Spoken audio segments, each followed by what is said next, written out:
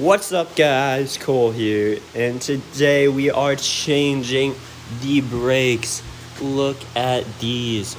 Oh, that is such grainy video right there. But right now, these brakes are squealing so bad. Whenever I drive it down the road, all I hear is constant squeaking coming from back here. Yesterday, my friend and I did these front brakes, and look at those brand new rotors.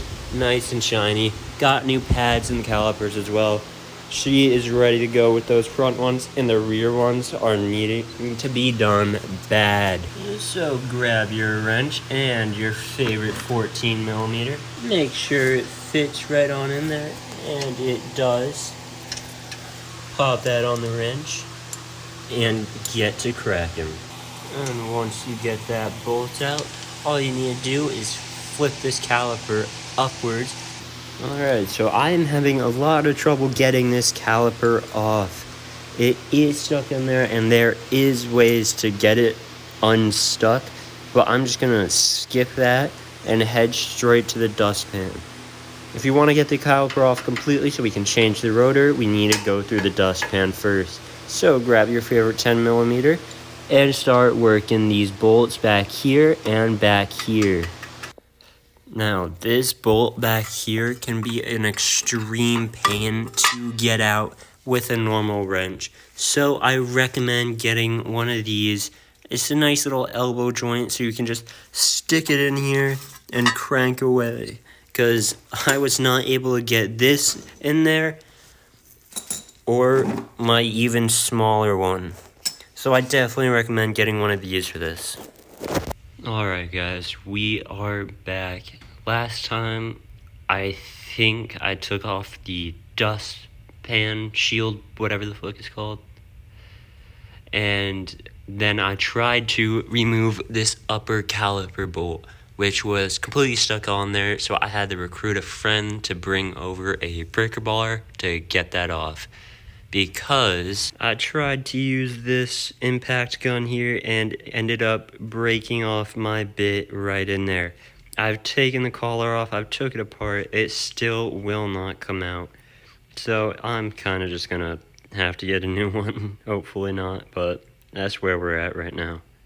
Anyways, once we got that bolt off, we flipped the caliper off, took the pads out, took this brace off, got to the rotor, popped it out, and then we were home free, or so we thought. Once we tried to put the new rotor in and the new pads, we realized the piston was seized. And once we realized that, we had to contact our mechanic friend asking him for help. And he said, well, if it's seized, you're kind of screwed, you gotta get a new caliper.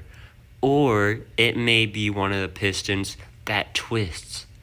So, we decided to get a wrench, like a one that kind of looks like a flathead, where you can push it in between the piston and twist it. And once we did, the piston started going back in, and we were finally able to get the new pads on.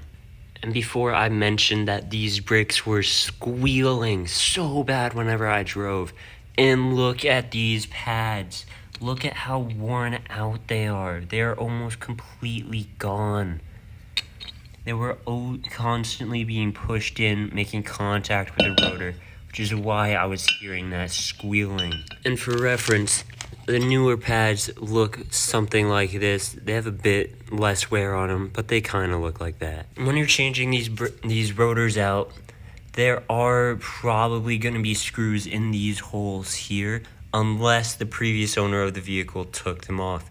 Now, if there are screws in here, hopefully they are flatheads, and always use a rust removing liquid that will get deep in there so that you can easily unscrew it. If you do not, you will end up stripping the screw and having to drill it out. That is what happened with my other rear rotor that is currently still on, but we put the new pads on, so hopefully it won't be too bad. I'm bringing it down to the shop tomorrow, so hopefully my mechanic friend can unstrip it or just drill it out and hopefully we can put new rotors on. Because I don't know if they were OEM from factory or the person that had the car before me just decided to put Phillips head screws in these, but it is awful.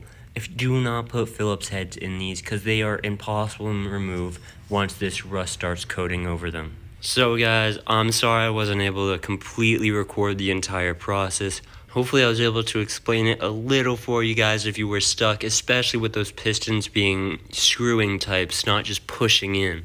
I promise next time I will try to do better, as this was my first time ever recording a video like this. So please bear with me, subscribe for further video quality improvement, and for also Del Sol content. See you guys later.